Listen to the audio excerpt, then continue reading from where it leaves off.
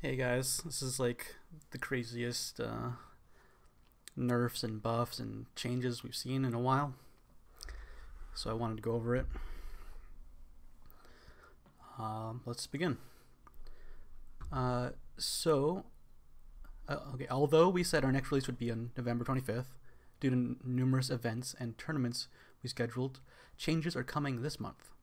So they were planning to do it like a whole month from now, but they put it a month earlier because they realized that they're really need to change stuff for the tournaments and things that are happening in November.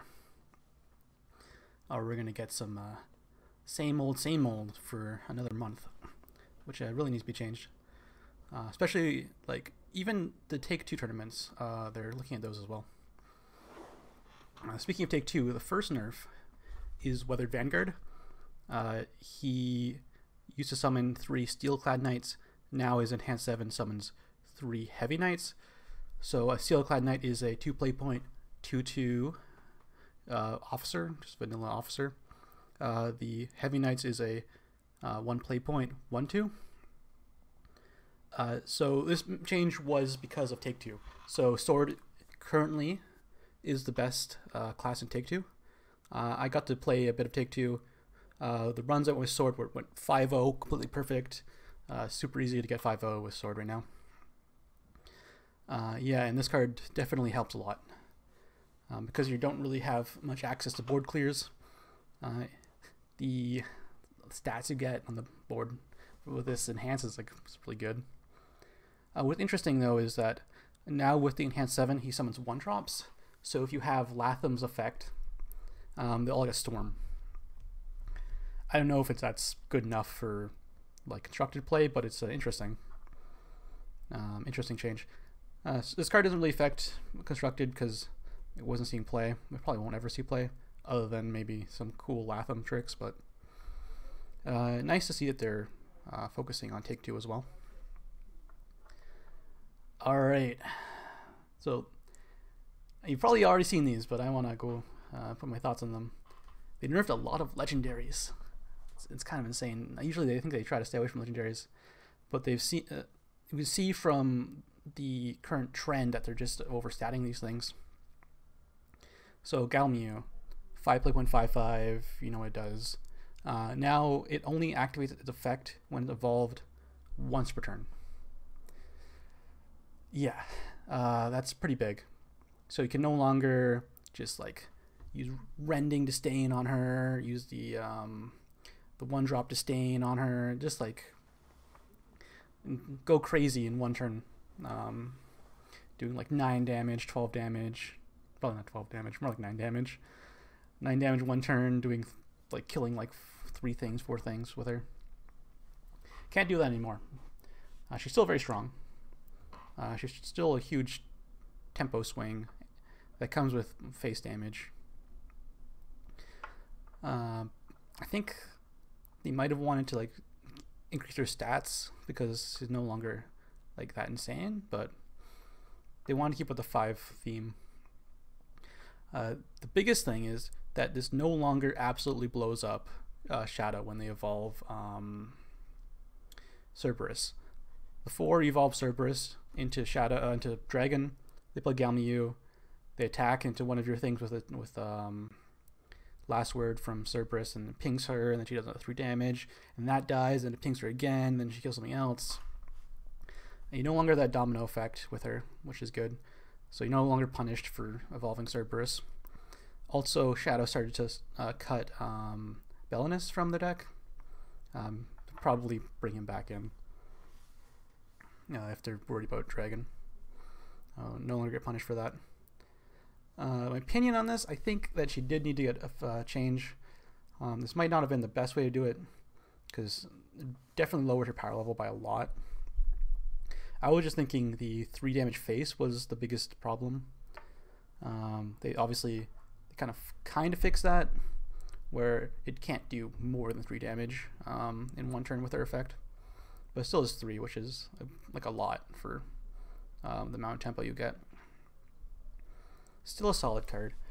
I can't see her being removed from current Dragon lists but it definitely will hurt the unlimited aggro dragon because that deck is insane, and like totally focused around her. So probably not going to be as strong as before. Alright, this is the big one. Florus. He can only be activated on the 4th turn and later now. You can no longer activate him on turn 1, 2, or 3. It's interesting because like he's still very good when you get him on turn 4. Yeah. He's still very good if you get him on turn 4. But you no longer have like I immediately win the game by getting him on turn 1 or 2. Like, it's so hard to deal with him on turn 1 and 2. This really affects, like, it's much easier to get him out early in Unlimited, so definitely will affect Unlimited a lot, but also removes the high roll chance in rotation. Like, spoilers, they did not nerf Perish, which I was thinking they might do that. If they just made Perish 1 play point, they wouldn't really have to do this effect because Perish is what really enables getting him out early. So yeah, I'll talk about Perish later, but this is good because it removes the high roll and bad feels when you just lose on turn 1. When they get a 5-3 on turn 1, yeah. So this kind of just puts him more in line.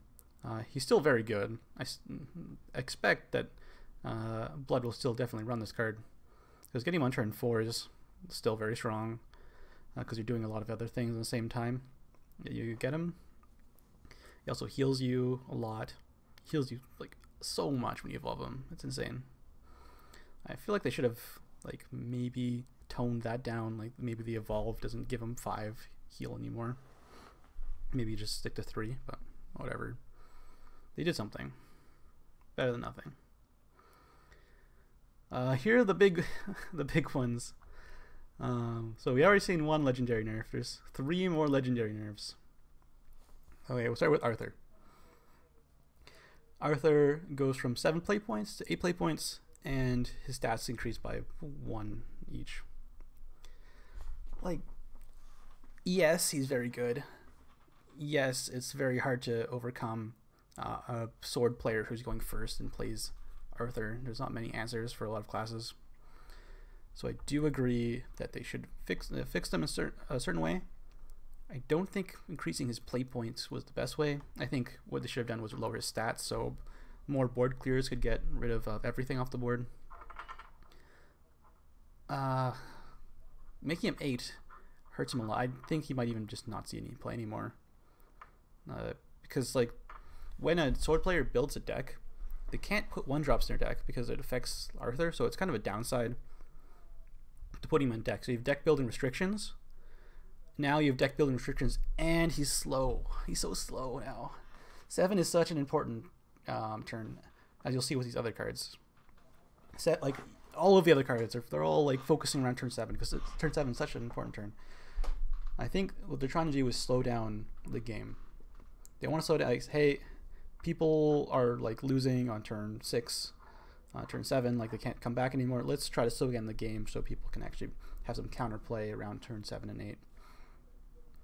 An interesting thing is that in rotation, Arthur is the only 7-drop in Sword, not including enhanced cards. So this is all the current rotation cards for Sword. He's the only 7-drop. So once they make him an 8-drop, Sword will not have any 7-drops at all in rotation. That's kind of funny. They do have a few enhanced cards that cost like the enhanced 7, but I wouldn't really consider them 7-drops. Weathered Vanguard, Lancer of the Tempest. I think this one, she gets like buffed and can buff things when she enhances 7. And the Tycoon, he draws 2 cards when he enhances 7, so not that great. Lancer is probably the best one. But yeah, they have no just 7 cost card anymore. It's kind of funny. Yeah. Next one, Gremory. Her enhance goes from 6 to 7. Ooh. Oh my. I was kind of biased because I really like Shadow. It's my favorite class. So there's a big bias to this. I don't like it, but I see why. Because her effect is so strong.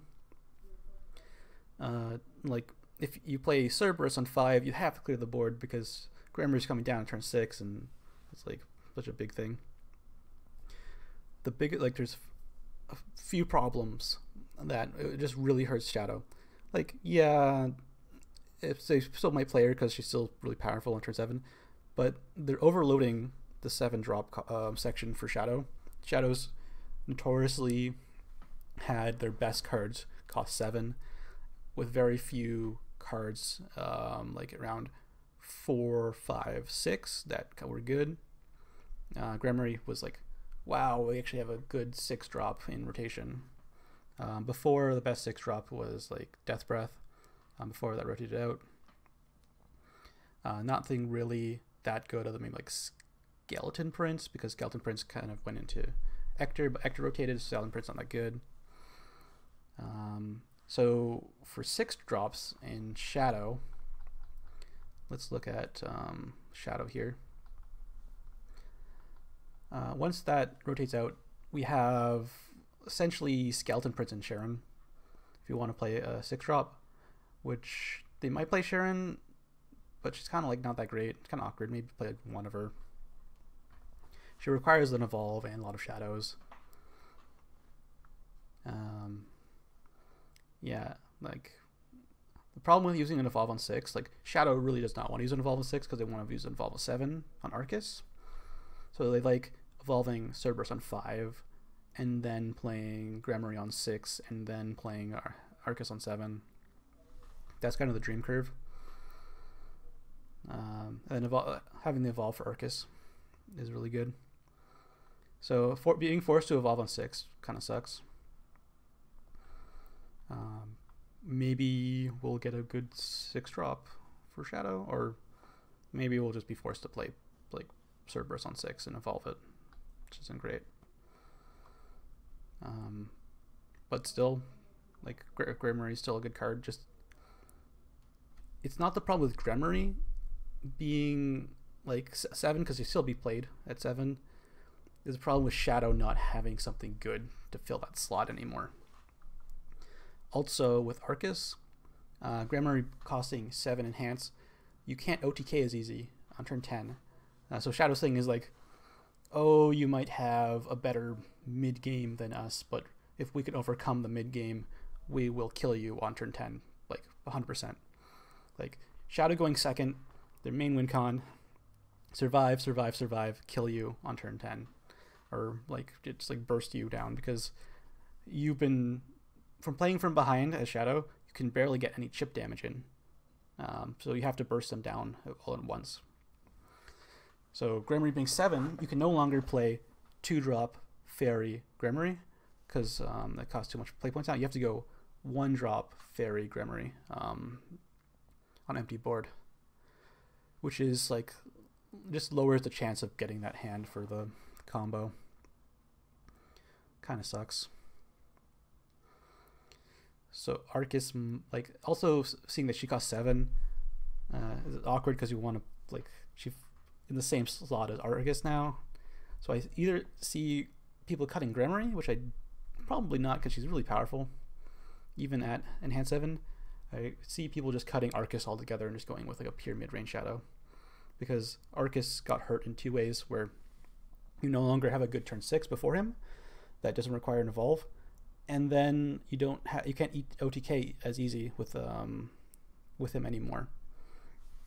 So you can see Arceus just like, this is more of a nerf to Arceus. It's a nerf to Gremory. Yeah, I can see just not playing Arceus at all. It will require some testing. Maybe Shadow just like gets dumpstered because of this. We'll see. Talking about, one more thing actually, sorry, before I move on. I think what they should have done, this is just my opinion, like it's kind of maybe it's the wrong thinking, but they should have made Gremory cost 7 enhance, but go ahead and make Fran. Where's Fran? Fran enhance 6 instead. I feel like Fran enhance 6 kind of fits what she does better, because like enhance 6 is 6 play points, right? So it's 2/3 drops. So that's her effect times 2. And she's not as strong as like a Gremory is with a good board. So I think what they should have done was swap places, so you don't have like the I don't clear Shadowverse, I lose the game kind of scenario on turn 5, turn 6 anymore. But you still have a good play for Shadow on 6. Like Shadow doesn't really have that much good plays anymore for 6. That's just my idea. Obviously, like they're trying to nerf Shadow, and that really wouldn't nerf Shadow. It's kind of just swap where the power levels are. That's just my opinion. But also, I'm kind of pretty biased towards Shadow. Next is Dark Feast Bat. So they made him 7 to 8. This is pretty good. So no longer you just die on turn 7. There's now more counterplay. Also, and this is even bigger, they can't play Dark Beast Bat on 7, use his Evolve, and then play another Dark Beast Bat on 8 to kill you. That happened more often, I feel, than just Dark Beast Bat coming on 7 and immediately killing you. More often they'd go Dark Beast Bat. Oh, like I survived the one Dark Beast Bat, and then, but they also use Dark Beast Bat to evolve and clear something, so I can't kill them back. But then they play a second Dark Beast Bat on turn 8, and then he just die. So that doesn't happen anymore. There's more counterplay to Dark Beast Bat. It's slower. They can't go back to back Dark Beast Bat 7-8. It has to be 8-9, which is way slower. He still does his thing, so all it is just slow down the deck a little bit. I think it's still a strong deck.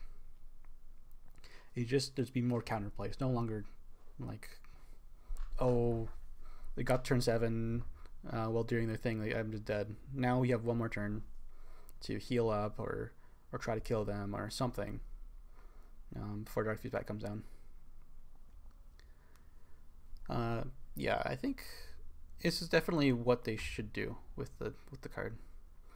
Like, normally making things cost more hurts them a lot. Like, you see Arthur and Gremory, it really hurts them.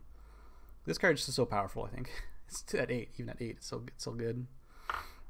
And just showing that they want to slow down the game quite a bit. But also there's 2 buffs. The first one, I don't really understand. Second one, I do understand, but I don't think they should have done it. So let's go with Yggdrasil. Obviously, like force and rotations not doing the best. It's not unplayable. I think you can still play forced and get decent results, like even a positive win rate if you're good enough. But Yggdrasil on 6. So let's look at this card. This card does a lot of things, so let's look at this card.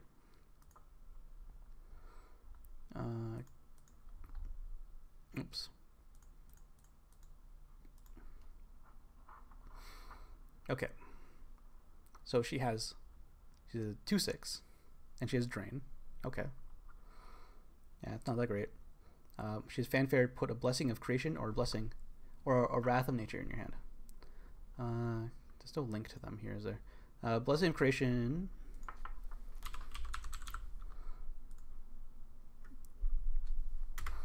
I just forgot how much it costs. Yeah, 0. Cost 0. Effect: draw 2 cards. Enhance 2. Add 2 to the number of cards played this turn. So it's a combo enabler, and just draws you 2 cards. Drawing 2 cards, pretty good. Drawing 2 cards with a body on turn 6, really good. They also save this card for combo effects, which is nice. So being able to play this a turn earlier, really good. And then the other card, what's the other card called? Wrath of Nature. This one's insane. So cost 0. Effect: give an allied follower +1 attack and rush. So in turn 6, you can give this to Yggdrasil. She's a 3/6 with drain and rush. It's pretty good. Actually, very, very good. Because before, Haymaker turns are in turn 7. So like playing a Yggdrasil when after the opponent plays Earth turn 7 doesn't look great. Like, what are you really doing? Now, there's not many 6-drops that really like make a big board and like, oh no, I can't really clear it with my Yggdrasil. But now, just for Wrath of Nature, Yggdrasil on turn 6 actually probably a good play. And then you got the combo part. Enhance 4, then give all ally followers Storm. So you get this a turn earlier, so you can go off with your big burst combo 1 turn earlier. Yeah, I think this will probably put Forest back in like the meta, because she's such a like flexible and powerful card. Costing 1 play point less means she matches up better to what's currently in the board state and enables like your combos a turn earlier. I mean, there's a lot of combos. I don't really want to go over them right now. Maybe that's for another video. Yeah, Yggdrasil costs 1 less. Forest mains are going to be happy. Very strong card. Then there's Godsworn Alexel. Costs from 8 to 7. Keeps her stats, which is, well, yeah, sure, whatever. 5 for 7. That's a lot. Okay. I feel like they changed this so she actually does something, like compared, like matches up to Dark Feast Bat, because that was really what she could stop. Most other classes just kill you with multiple hits, not one big hit. She's good at stopping one big hit, like Dark Feast Bat or Giant Chimera. Giant Chimera still like beats Alexel. And they go for Doom off of well, what's her name?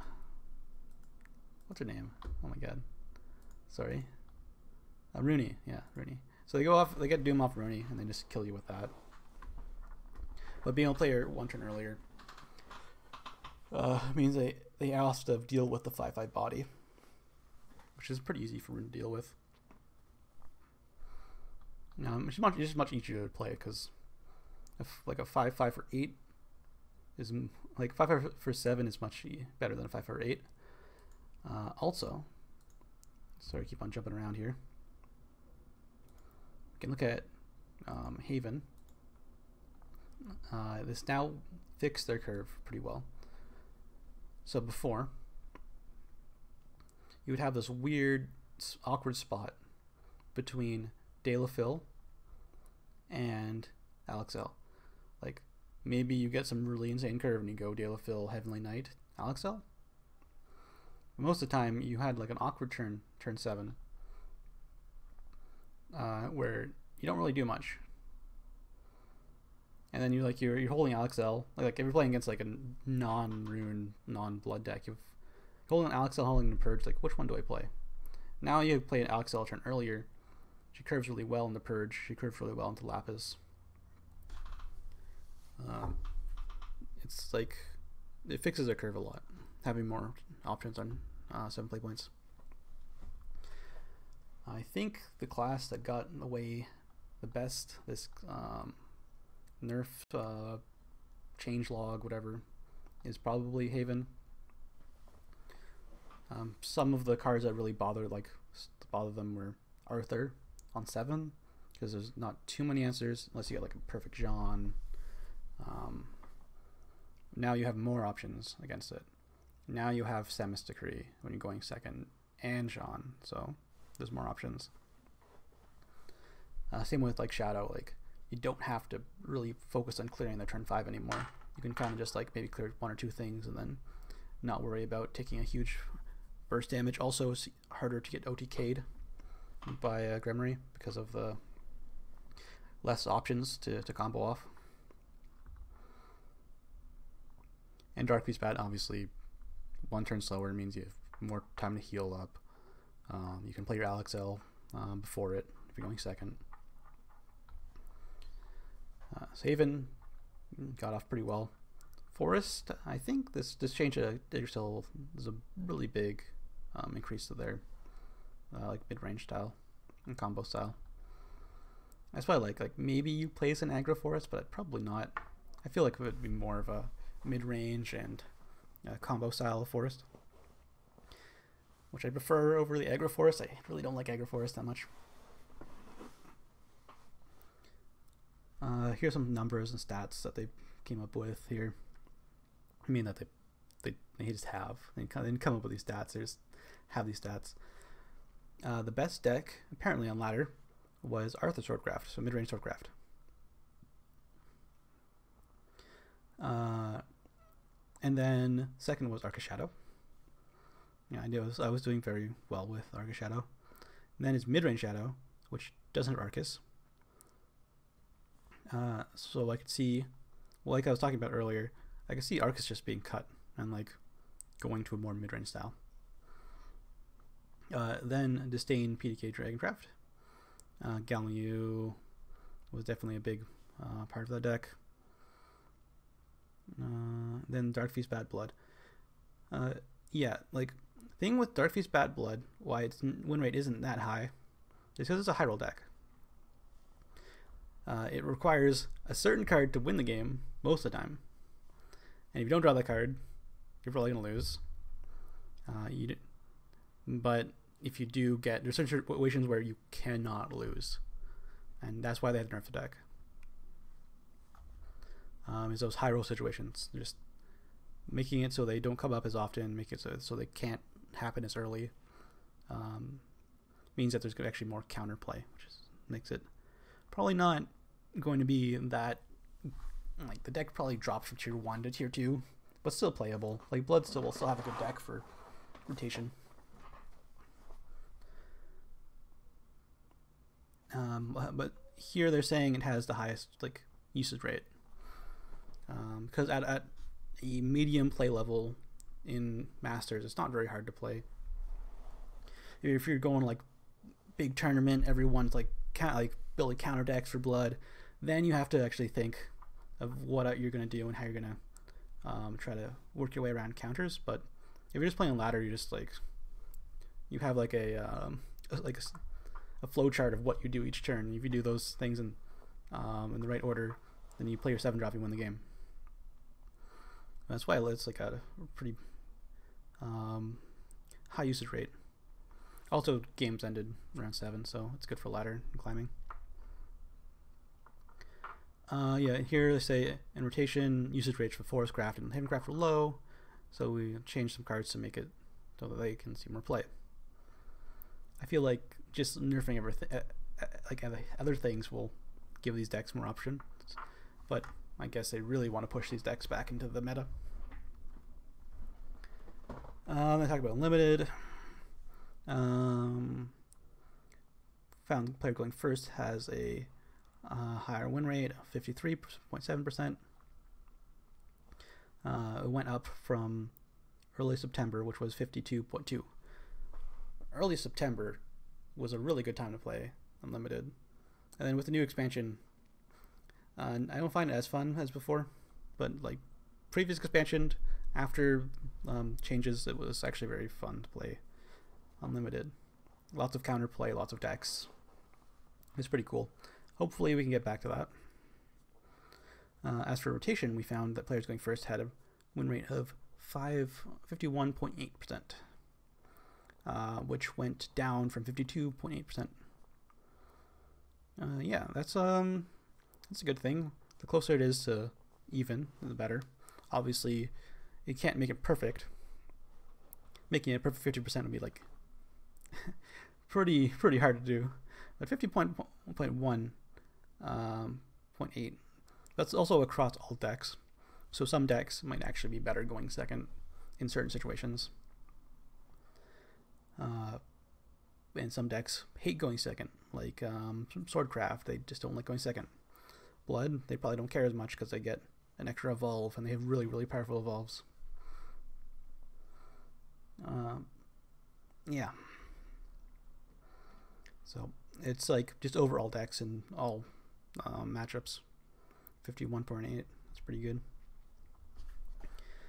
And then Take Two, according to the data we gathered in early October, all matches in Take Two Swordcraft, from all matches in Take Two Swordcraft has a high win rate. Like I said, what I've played from Take Two with Sword, it's just really easy to get wins. I got like back-to-back 5-0s with Swordcraft. And so they decided to change Weather Vanguard. I feel like Swords can still be very good. I wouldn't avoid Sword anymore. It's still going to be a very, very good pick. But maybe you don't want to pick 5 Weathered Vanguards anymore. Maybe pick like 1 or 2 instead. Then here's all the details, which we already glossed over. Valid bonuses. So this patch is going to be on October 29th. Yeah, 29th. So it's going to be, I don't know what time the patch is at, but end of the month, right before Halloween. I hope you like saved your cards and get a bunch of vials. I'll give this nerf/buff changes 8 out of 10. It's pretty good. I like that they're trying to slow down the game. It makes it so there's more intricate counterplay in the mid to late game, instead of just like getting hit with a big haymaker you can't come back from.